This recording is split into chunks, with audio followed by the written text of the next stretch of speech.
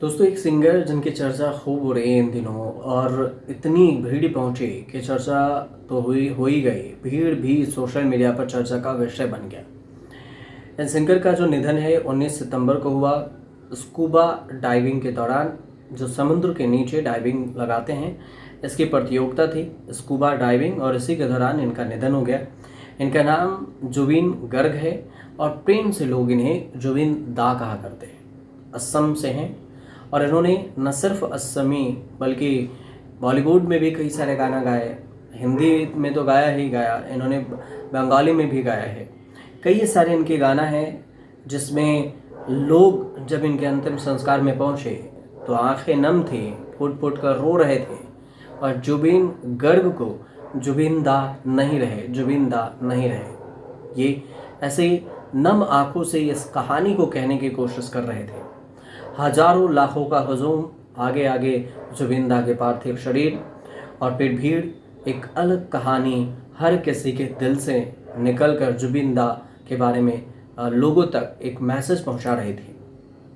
तो ऐसे में जुबिंदा तो नहीं है, लेकिन जुबिंदा के बारे में जो उनकी भीड़ है, उनकी चर्चा है। पार्थिव शरीर उनके गुवाहाटी के अर्जुन भोगेश्वर बड़ुआ स्पोर्ट्स कॉम्प्लेक्स में रखा गया और उसके बाद उनका अंतिम संस्कार किया गया शाम 7 बजे जुबिन गर्ग यानी जुबिन दा का। और इसके बाद जो भीड़ पहुंची उसके वो सोशल मीडिया पर भी काफ़ी चर्चा का विषय बन गया। जुबिन दा के जो जुबिन गर्ग कहें, जुबिन दा कहें, इनके अंतिम संस्कार के लिए एयरपोर्ट के अंदर भी भीड़ घुसने लगी थी। ये बहुत ज़्यादा है, जिस पर लाठी चार्ज करनी पड़ी। कैबिनेट मीटिंग बुलाई गई कि वहाँ पर आप इतनी भीड़ में इस एयरपोर्ट के अंदर नहीं घुस सकते हैं। तो इनकी लोकप्रियता इससे ही समझ सकते हैं। गोपीनाथ बोरदोई अंतर्राष्ट्रीय हवाई अड्डे पर जिस तरह से भीड़ पहुंची, तो यहाँ पर कैबिनेट मीटिंग बुलाकर इसे शांत करवाया गया और यहाँ पर लाठीचार्ज किया गया ताकि भीड़ को तितर बितर किया जा सके।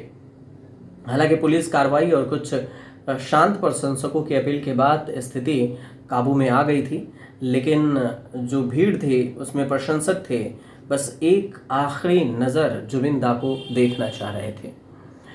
जुबिन दा का पार्थिव शरीर लेने के लिए जब असम के मुख्यमंत्री हेमंत बिस्वा शर्मा पहुंचे तो उनके साथ विदेश राज्य मंत्री पवित्र मार्घेरिटा और दिल्ली में तैनात वरिष्ठ अधिकारी भी एयरपोर्ट पर थे। उनकी पत्नी गरिमा भी हवाई अड्डे पर मौजूद थी।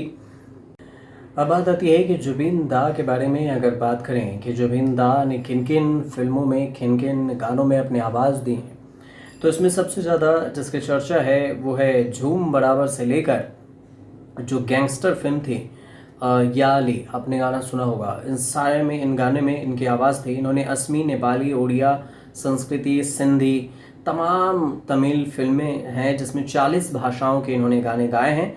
असम के सबसे ज़्यादा कमाई करने वाले सिंगर्स में से एक हैं जुबिन दा, जिनके बारे में है।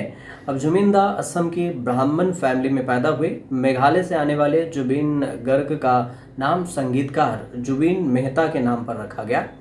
जुबिन को गायन उनकी माँ से मिला था। उन्हें 3 साल की उम्र में गाना उन्होंने शुरू किया। पहली गुरु उनकी माँ थी और फिर उन्होंने कई साल तक तबला सीखा, लंबी ट्रेनिंग ली और उन्होंने अपने करियर में ढेरों गाना गाए, कई ब्लॉकबस्टर गाने दिए।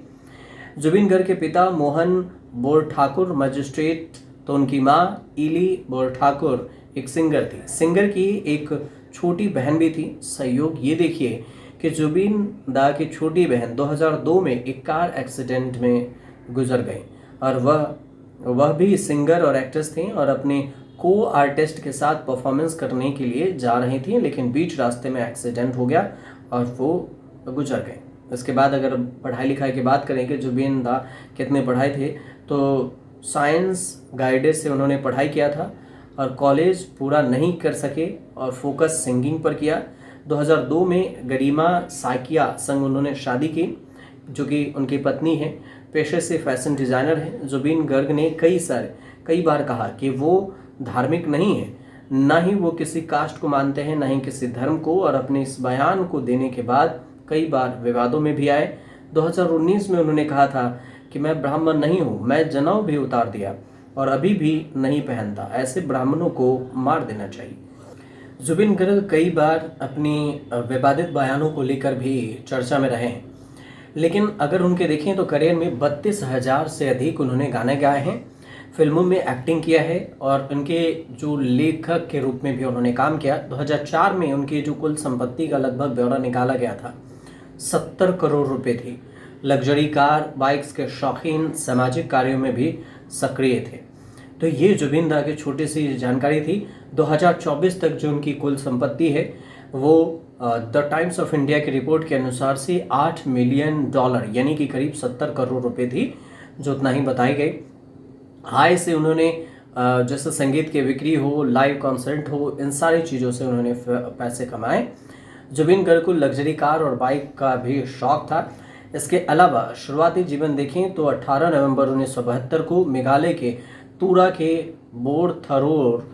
बोरथकोर गांव परिवार में उनका जन्म हुआ।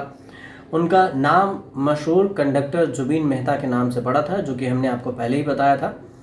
1992 में आयोजित एक युवा महोत्सव में स्वर्ण पदक उन्हें मिला और जुबिन गर्ग ने संगीत के करियर में उन्हें ही आगे बढ़ाने का तब से फैसला किया। 40 से अधिक भाषाओं में गाना गाए, 32,000 से ज़्यादा गाने उन्होंने रिकॉर्ड किया। 2009 में उनकी फिल्म आई किस्मत, उनमें गाना था दिलरुबा और उनसे राष्ट्रीय फिल्म पुरस्कार मिला। केवल गायक ही नहीं थे, संगीतकार, निर्देशक, पटकथा भी उन्होंने की थी। ये जो थोड़ी सी जानकारी थी ये जुबिन दा के बारे में।